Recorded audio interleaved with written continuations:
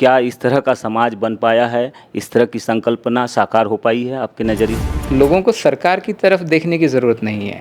यदि समानता स्थापित करनी है तो लोगों को ही उस दिशा में प्रयास करने होंगे। तो संविधान में ऐसे कौन से प्रिंसिपल है जो लोगों को समझना चाहिए और उसके अनुसार भी आगे चलकर काम करना चाहिए? संविधान जो पूरी व्यवस्था बनाता है, सरकारी व्यवस्था, राजनयिक व्यवस्था, जुडिशरी, न्यायिक व्यवस्था, ये पूरी व्यवस्थाएँ बनी ही इस चीज़ के लिए हैं कि वो संविधान की प्रस्तावना में दिए गए मूल्यों को लागू कर पाएँ। क्या इसमें कमियां आप देख रहे हैं? कहाँ कमियां रह गई, कहाँ चूक रही हो रही है बार बार कि इतनी सारी असमानताएं देश में बढ़ रही है? जब तक हमारा संविधान नहीं आया था तब तक तो लोगों को अपने क्षमता के अनुसार या उनकी स्किल के अनुसार काम करने का और व्यवसाय करने का भी अधिकार नहीं था। व्यवसाय और जो आप काम करेंगे वो भी जातियों के आधार पर बटे हुए थे। बाद में 1993 में आया भी तो उसको पार्ट 9 में नहीं लाने को लेकर भी सवाल उठते हैं। आप किस तरह से देखते हैं इसे? हमारा संविधान इसको सबसे ऊपर रखता है। वो कहता है कि पूरा जो संविधान है उसके माध्यम से बनाई हुई पूरी जो व्यवस्था है, आर्थिक, सामाजिक, न्यायिक व्यवस्था, उस पूरी व्यवस्था का अंतिम उद्देश्य प्रत्येक व्यक्ति की मानवीय गरिमा को बनाए रखना है। सोसाइटी कंस्ट्रक्शन का भी एक बड़ा माध्यम बताया है। आप किस तरह से देखते हैं इसे? क्या लगता है, क्या यूनिफॉर्म एजुकेशन की ज़रूरत है देश में?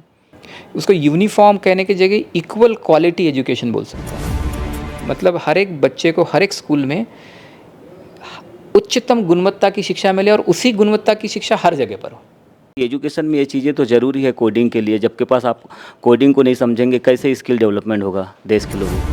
हमारा प्रॉब्लम बुनियादी शिक्षा पर है क्योंकि वो बुनियादी नहीं बन रही है। यदि किसी बच्चे को साइंटिस्ट बनना है तो वो आप उसको 12वीं के बाद ग्रेजुएशन में एडमिशन कराने के बाद साइंटिस्ट नहीं बना सकते, वो उस स्तर तक नहीं पहुंच पाएगा। कि पेशा के नियमों को ही लोग समझ नहीं पाया है।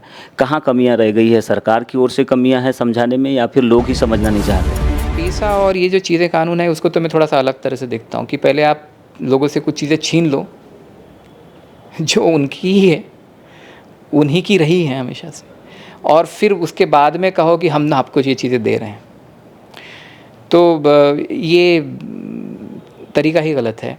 लेकिन ये चूँकि अभी इस स्थिति में हम लोग हैं तो आज इस बात की बहुत ज़रूरत है कि हम पहले तो उनको ये ना कहें कि हम कुछ दे रहे हैं।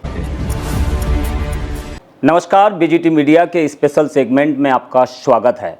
और आज हमारे मेहमान हैं पूर्व कमिश्नर बालाघाट के पूर्व कलेक्टर बी चंद्रशेखर जी, जिन्हें सम्मान शेखर के नाम से भी अब जाना जा रहा है।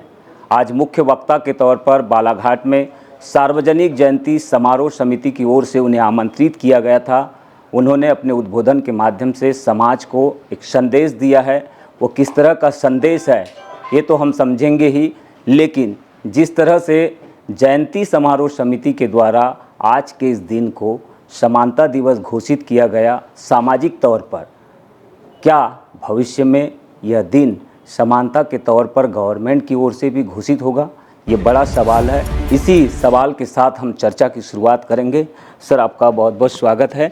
जिस तरह का मेरा सवाल है, समानता की बात हो रही है, इक्वालिटी डे इसे सामाजिक तौर पर घोषित किया गया है। यही जो वर्ड है वो संविधान के प्रियम्बल में भी है, लेकिन हम देख रहे हैं कि समानता की बात सरकार की ओर से नहीं की जा रही है। इसको आप किस तरह से देखते हैं? देखिए, जैसे आपने कहा कि ये जो शब्द है समानता, ये संविधान में है और संविधान के प्रियम्बल में भी है, और ये जो संविधान का प्रियम्बल है वो ये जिम्मेदारी समानता समाज में स्थापित करने की जिम्मेदारी लोगों पर ही डालता है, क्योंकि संविधान प्रारंभ भी इन शब्दों से होता है, we the people of India, हम भारत के लोग। इसलिए लोगों को सरकार की तरफ देखने की ज़रूरत नहीं है। यदि समानता स्थापित करनी है तो लोगों को ही उस दिशा में प्रयास करने होंगे। और ये अच्छी पहल है कि यहाँ जो सार्वजनिक समिति हैं, समारोह समिति, उन्होंने ये जो आज की जो जयंती का कार्यक्रम है उसको जयंती न रखते हुए, न कहते हुए, उसको उन्होंने समानता पर्व रखा है। मुझे लगता है कि बहुत अच्छी पहल है और इसको आगे बढ़ना चाहिए। इक्वालिटी के साथ साथ हम देखते हैं कि लिबर्टी, फ्रेटर्निटी और जस्टिस का भी ध्येय वाक्य है कॉन्स्टिट्यूशन में, और इसे बड़े लेवल पर हम देखते हैं कि बाबा साहेब आम्बेडकर की ओर से भी इस वर्ड को बार बार यूज़ किया गया है अपने राइटिंग एंड स्पीचेस में, और कई जगह वर्ड मिलता है। इस सब के बावजूद आज के इस संदर्भ में ये जो 3 वर्ड है या 4 वर्ड है प्रियम्बल में, ये कहाँ देखते हैं इन वर्डों को? क्या इस तरह का समाज बन पाया है, इस तरह की संकल्पना साकार हो पाई है आपके नज़रिए से? ये प्रश्न तो लगभग ऐसा है जो प्रत्येक व्यक्ति और प्रत्येक समाज ने अपने आप से पूछना चाहिए। क्या ये जो शब्द है समानता, स्वतंत्रता, न्याय और बंधुत्व भी एक शब्द आता है, ये हमको कहीं भी देखने को नहीं मिलते। समाज बटा हुआ है, समानता का अभाव है, स्वतंत्रता भी बहुत हद तक सीमित सी नज़र आती है। न्याय भी हमको अक्सर दिखता हुआ होता हुआ नहीं दिखता है, और बंधुत्व की कमी तो हम सब देख ही रहे हैं। हम सब लोग लगभग बटे हुए लोगों की तरह रहते हैं, और डॉक्टर अंबेडकर ने ही इसके लिए बड़ा एक शब्द दिया था कि भारत के जो लोग हैं वो ज़ू में जानवरों की तरह रहते हैं, अपने अपने कंपार्टमेंट में बटे हुए रहते हैं, मिलजुल कर एक साथ नहीं रहते। तो इन मूल्यों को समाज में स्थापित करने की भी ज़रूरत है, और उस दिशा में लोगों को ही काम करना होगा। ये प्रयास बहुत से लोग कर भी रहे हैं। पिछले समय में इस दिशा में जो प्रयास हुए थे, जो अम्बेडकरी विचारों के लोग हैं, वो इस दिशा में काफ़ी प्रयास कर रहे हैं। लेकिन कहीं न कहीं अब इसको और आगे ले जाने की ज़रूरत है। अधिक से अधिक लोग इस काम में जुड़ें तो ये संभव है। और मेरा तो ये मानना है कि जब तक ये जो संवैधानिक मूल्य हैं, समानता का, स्वतंत्रता, न्याय और बंधुत्व का, ये जब तक वास्तविक रूप से हमारे विचार और व्यवहार में नहीं आ जाते, तब तक हम एक देश के रूप में, एक समाज के रूप में, एक परिवार के रूप में, या फिर एक व्यक्ति के रूप में भी सर्वांगीण विकास नहीं कर सकते। इन वर्डों के अलावा डॉक्टर बाबा साहेब अम्बेडकर के थॉट्स को देखें या उनके प्रिंसिपल को देखें, तो संविधान में ऐसे कौन से प्रिंसिपल है जो लोगों को समझना चाहिए और उसके अनुसार भी आगे चलकर काम करना चाहिए, राष्ट्र हित में हो चाहे सामाजिक हित में हो? नहीं, देखिए, ये जो पूरा जो संविधान है, उसमें हमको पता है कि 395 अनुच्छेद है और वो अपनी जगह पर है। लेकिन जो प्रिएम्बल है, जो संविधान की प्रस्तावना है, वो प्रस्तावना को ही मूर्त रूप देने के लिए बाकी सब अनुच्छेद बने। तो पूरे संविधान का जो सार है और उसका जो अंतिम उद्देश्य है, या फिर संविधान जो पूरी व्यवस्था बनाता है, सरकारी व्यवस्था, राजनयिक व्यवस्था, जुडिशरी, न्यायिक व्यवस्था, ये पूरी व्यवस्थाएं बनी ही इस चीज़ के लिए हैं कि वो संविधान की प्रस्तावना में दिए गए मूल्यों को लागू कर पाए। और इसलिए ये सभी जो मूल्य हैं, ये चारों जो मूल्य जिसकी हम बात कर रहे हैं, स्वतंत्रता, समानता, न्याय और बंधुत्व, ये सभी महत्वपूर्ण है अपनी जगह पे। लेकिन यदि हम डॉक्टर अंबेडकर के ही शब्दों में इसको और समझें, तो वो कहते हैं कि इक्वालिटी, लिबर्टी, न्याय के साथ साथ बंधुत्व बहुत आवश्यक है। मतलब हम सब लोगों को समाज में एक दूसरे के साथ मिलजुल कर, जैसे भाई और परिवार के लोग एक साथ मिलकर रहते हैं, एक दूसरे का सहयोग करते हैं, एक दूसरे से मिलकर काम करते हैं, उस तरह का पूरा समाज बनाने की वो बात कर रहे हैं। और ये आज के तारीख में और आज के समय में मुझे लगता है कि हमारे देश की सबसे बड़ी ज़रूरत है।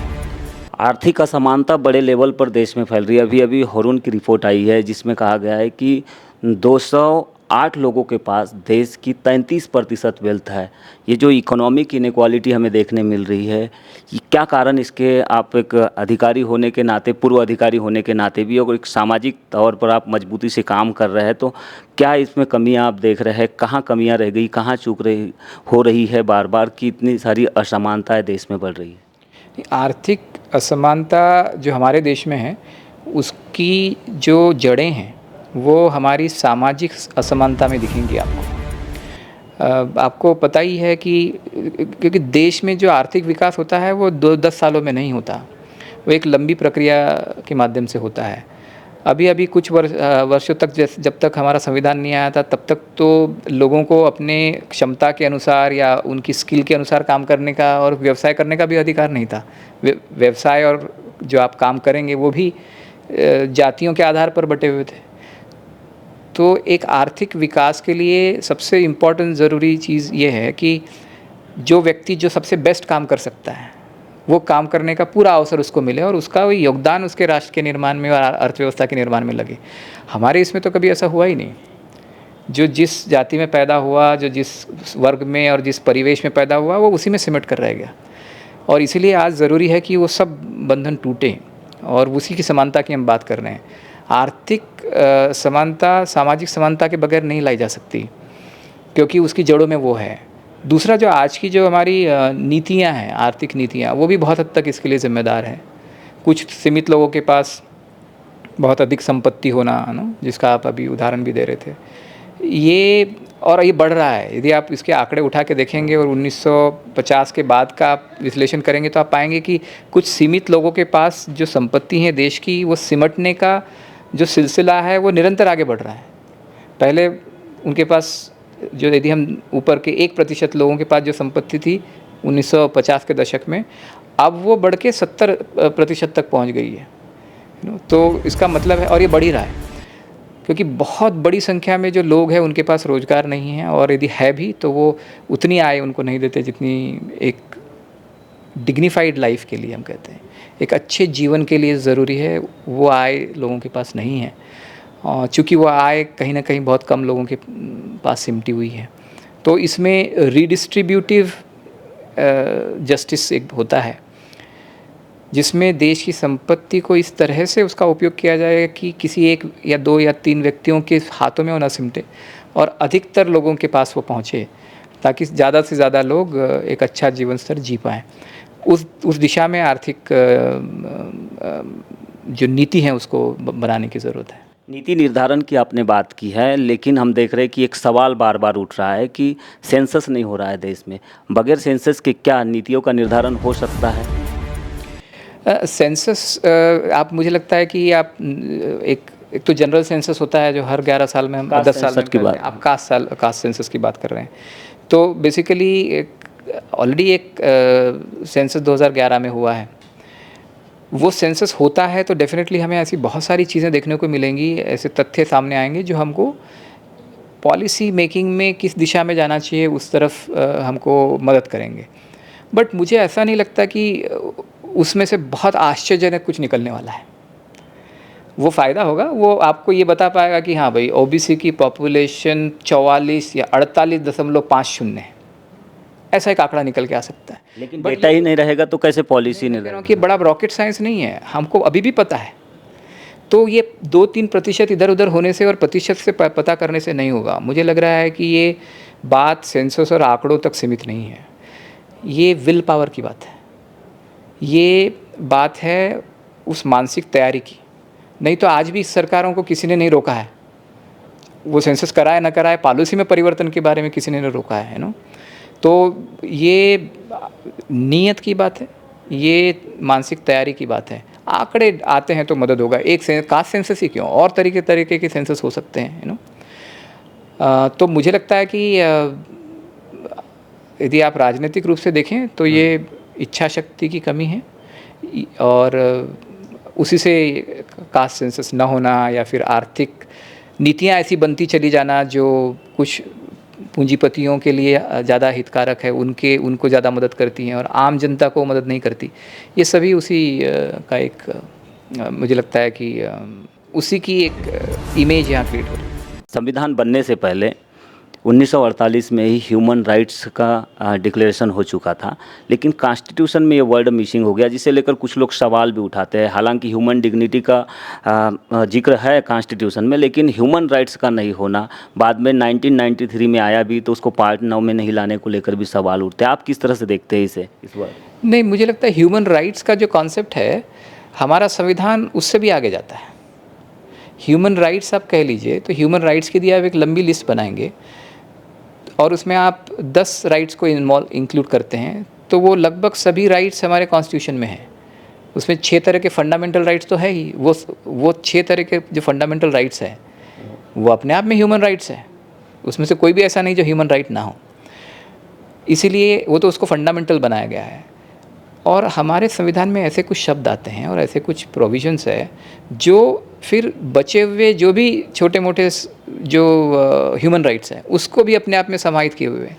जैसे ह्यूमन डिग्निटी, हमारा संविधान इसको सबसे ऊपर रखता है। वो कहता है कि पूरा जो संविधान है उसके माध्यम से बनाई हुई पूरी जो व्यवस्था है, आर्थिक, सामाजिक, न्यायिक व्यवस्था, उस पूरी व्यवस्था का अंतिम उद्देश्य प्रत्येक व्यक्ति की मानवीय गरिमा को बनाए रखना है।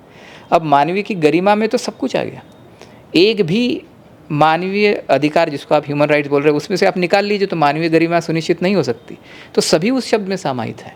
तो मुझे बिल्कुल नहीं लगता है कि संविधान में कुछ कमी है उस मामले में, वो परिपूर्ण है। यूसीसी को लेकर काफ़ी चर्चाएं होती रहती है। राज्य सरकारें अब यूसीसी लाने की बातें कर रही है, सेंट्रल गवर्नमेंट भी कर रही है, लेकिन देश में हम देख रहे हैं कि यूनिफॉर्म एजुकेशन की बात कोई नहीं कर रहा है। जबकि बाबा साहब आम्बेडकर ने यूनिफॉर्म एजुकेशन थॉट्स में भी अगर देखें तो काफ़ी सारी बातें कही है। एजुकेशन को बाबा साहब ने सोशल प्रोसेस का एक माध्यम बताया है, सोसाइटी कंस्ट्रक्शन का भी एक बड़ा माध्यम बताया है। आप किस तरह से देखते हैं इसे? क्या लगता है, क्या यूनिफॉर्म एजुकेशन की ज़रूरत है देश में? नहीं, मैं आपकी बात से पूरी तरह से सहमत हूँ। आज यदि हमें सबसे बड़ी एक ज़रूरत है, वो है उसको यूनिफ़ॉर्म कहने की जगह इक्वल क्वालिटी एजुकेशन बोल सकते हैं। क्योंकि यूनिफ़ॉर्मिटी से ऐसा लगता है कि सबको एक ही किताब, क्या हम जम्मू कश्मीर से लेके कन्याकुमारी तक, है ना, या फिर ये कच्छ से लेके असम तक क्या एक ही किताब पढ़ाएँगे? उसका मतलब वो नहीं है। हम ये ये अभियान क्या चलना चाहिए, और जो हम चलाने का प्रयास भी अभी कर रहे हैं, इक्वल क्वालिटी की एजुकेशन हो। मतलब हर एक बच्चे को हर एक स्कूल में उच्चतम गुणवत्ता की शिक्षा मिले, और उसी गुणवत्ता की शिक्षा हर जगह पर हो। और इस दिशा में काम करने की ज़रूरत है, क्योंकि ये जो अभी जो अब मैं बार बार कहता भी हूँ कि अभी आज के समय का जो सबसे बड़ा अन्याय है हमारे इर्द गिर्द होता हुआ, वो सबसे बड़ा अन्याय शिक्षा के क्षेत्र में हो रहा है। जहाँ कुछ बच्चों, कुछ जो प्रिविलेज्ड है, कुछ शहरों में रहने वाले, कुछ पढ़े लिखे या उच्च पदों पर या फिर अच्छा कमाने वाले माँ बाप के जो बच्चे हैं, उनको जो बेस्ट ऑफ बेस्ट मिल रहा है, अच्छे से अच्छा शिक्षा और मौका मिल रहा है। जबकि हमारा जो मेजॉरिटी है, जो ज़्यादातर जो हमारे बच्चे हैं जो गांव में हैं, जो गरीबी में हैं, जो किसान के बच्चे हैं, जो लेबर के फैमिली में पैदा हुए हैं, उनका कोई दोष ना होते हुए भी उनको इनमें से कोई अवसर नहीं मिला। शिक्षा के नाम पे केवल स्कूल है जहाँ उसको जाकर बैठना है, और उसके बाद क्या हो रहा है हम सबको पता है। और वो सबसे चिंताजनक विषय ये है कि वो स्तर और गिरता चला जा रहा है। हम देख रहे हैं कि अपने आंखों के सामने ये देख रहे हैं कि हर साल वो स्तर गिरता हुआ चला जा रहा है। तो ये जो शिक्षा में असमानता है, वो आगे चल के अवसरों में असमानता में बदलते हैं, और अवसरों में असमानता फिर देश को और पीछे ले जाती है। तो आज यदि हमें सबसे पहले कुछ काम करना चाहिए, तो वो है समान गुणवत्ता की और उच्च गुणवत्ता की शिक्षा प्रत्येक बच्चे को प्राप्त हो, और प्रत्येक बच्चे को बराबरी का अवसर आगे बढ़ने का मिले, और इस अभियान को हमें लेना चाहिए। ये शिक्षा किस तरह की होनी चाहिए? क्योंकि चाइना मैथमेटिकल कैलकुलेशन में, साइंटिफिक इवोल्यूशन में, इनमें सबसे आगे जा रहा है, देखने में आ रहा है। अमेरिका को पीछे छोड़ते हुए नज़र आ रहा है। यूरोपियन कंट्रीज़ आगे जा रही है, लेकिन भारत में इसका चर्चा तक नहीं हो रही है। अभी एआई की तकनीक पर चर्चा हुई, लेकिन बजट में कुछ उसका विस्तार नहीं है। बहुत ज़्यादा डिटेल में बजट नहीं, जेनेटिक इंजीनियरिंग की बात नहीं हो रही है, सेमी कंडक्टर की बात नहीं हो रही है। आप इसको किस तरह से देखते हैं? क्योंकि एजुकेशन में ये चीज़ें तो ज़रूरी है कोडिंग के लिए। जबकि पास आप कोडिंग को नहीं समझेंगे, कैसे स्किल डेवलपमेंट होगा देश के लोगों का? ये जिस तरह के विकास की आप बात कर रहे हैं, वो हायर एजुकेशन में है कि, पर यदि आपकी बुनियाद ही इतनी कमज़ोर हो, तो फिर आप कैसे आगे बढ़ेंगे? क्योंकि हमारा आज का प्रॉब्लम उच्च शिक्षा नहीं है। उच्च शिक्षा में बहुत समस्याएं हैं। हमारा प्रॉब्लम बुनियादी शिक्षा पर है, क्योंकि वो बुनियादी नहीं बन रही है। यदि किसी बच्चे को साइंटिस्ट बनना है, तो वो आप उसको 12वीं के बाद ग्रेजुएशन में एडमिशन कराने के बाद साइंटिस्ट नहीं बना सकते, वो उस स्तर तक नहीं पहुंच पाएगा। उसमें वो बुनियादी जब वो स्कूल में होता है, प्राइमरी मिडिल स्कूल में, और वहाँ से जो आगे बढ़ता है, इसलिए हमारा फोकस इस वक्त हायर एजुकेशन पर तो होना ही चाहिए। साइंटिफिक थिंकिंग तो हो सकती है, बिल्कुल, तो वो उसी पर फोकस करना है। साइंटिफिक थिंकिंग जो है वो हमारे संविधान में भी है, और वो हमारे स्कूल शिक्षा का हिस्सा होना चाहिए, और वहाँ से वो विकसित होनी चाहिए। तब जाके आगे चल के बच्चे सभी क्षेत्रों में फिर कर पाएंगे। फिर आप किसी क्षेत्र में सीमित रखने की ज़रूरत नहीं पड़ेगी। 5वीं अनुसूची को लेकर काफ़ी सारी बातें होते रहती है। गवर्नमेंट ने अभी पेशा के रूल्स भी बनाए हैं। इसके बावजूद हम देख रहे हैं कि पेशा के नियमों को ही लोग समझ नहीं पाए हैं। कहाँ कमियां रह गई है? सरकार की ओर से कमियां हैं समझाने में, या फिर लोग ही समझना नहीं चाहते हैं? मुझे नहीं लगता कि हमें लोगों से अपेक्षा करनी चाहिए कि नियमों की जानकारी उनको हो। वो तो वहाँ रह रहे हैं, जैसे आपने उदाहरण दिया, वो हज़ारों सालों से, सैकड़ों सालों से वहाँ रह रहे हैं, और वो जो परिवेश है, वो जंगल है, वो नदियाँ हैं, वो पहाड़ है, वही उनकी आजीविका साधन है। हम कौन होते हैं नियम बनाने वाले उनके लिए? वो तो पहले से कर रहे हैं। हमको सब चाहिए कि उनकी जो बुनियादी ज़रूरतें हैं वो उनको वहाँ से, उस परिवेश से मिलती रहें, जैसे हमेशा से मिलती रही हैं। तो पैसा और ये जो चीज़ें कानून है उसको तो मैं थोड़ा सा अलग तरह से देखता हूँ कि पहले आप लोगों से कुछ चीज़ें छीन लो जो उनकी ही है, उन्हीं की रही है हमेशा से, और फिर उसके बाद में कहो कि हम ना आपको ये चीज़ें दे रहे हैं। तो ये तरीका ही गलत है। लेकिन ये चूँकि अभी इस स्थिति में हम लोग हैं, तो आज इस बात की बहुत ज़रूरत है कि हम पहले तो उनको ये ना कहें कि हम कुछ दे रहे हैं, वो उन्हीं का है और उन्हीं को हम उसको फिर से उपलब्ध करा रहे हैं एक तरह से। जहाँ तक उसकी समझने की बात है, ये मैं सहमत हूँ कुछ हद तक, जो लोग नहीं समझ पा रहे हैं। पैसा या फिर उसमें वहाँ ग्राम सभा को या वहाँ रहने वाले लोगों को कुछ मामलों में पूरे सभी अधिकार दे देने का मतलब ये नहीं है कि उनको बाकी पूरे समाज से काट देना या फिर वो एक आइलैंड बनकर अपने आप में चले। आज के आधुनिक समय में जिस तरह से अभी आज है और आगे बढ़ेंगे, इस बात के लिए बहुत स्थान दिखता नहीं है मुझे कि एक कम्युनिटी को आप पूरी तरह से काट कर उनको एक आइसोलेशन में आइलैंड बना कर रखें। इस अप्रोच को मैं ठीक नहीं मानता। उनके जो बुनियादी अधिकार हैं उनको मिलने चाहिए, उनकी आजीविका और उनकी जो पूरी संस्कृति है उसका प्रोटेक्शन होना चाहिए, और फिर उसके साथ साथ उनको मुख्य धारा में शामिल करते हुए आगे बढ़ने का पूरा मौका मिलना चाहिए। एक चीज़ हमने ये भी देखा कि कानून तो बने हैं, चाहे फॉरेस्ट राइट्स एक्ट हो, चाहे लैंड एक्विजिशन हो, या और भी जो नियम बने हैं, इसके बावजूद में भी जो नियम बने हैं, जो कानून बने हैं, उनकी संपत्तियों पर बेदखली हो रही है, उनको बेदखल किया जा रहा है, कब्जा किया जा रहा है। ये चीज़ें बार बार आ रही है सामने। इसका सलूशन कहाँ से निकल सकता है, कैसे निकाला जा सकता है आपके अनुसार? अभी जो है फॉरेस्ट राइट एक्ट भी उसी तरह का एक्ट है कि पहले मैं जो छीन लूँ और फिर उनको कहूँ कि आपके अधिकार हैं।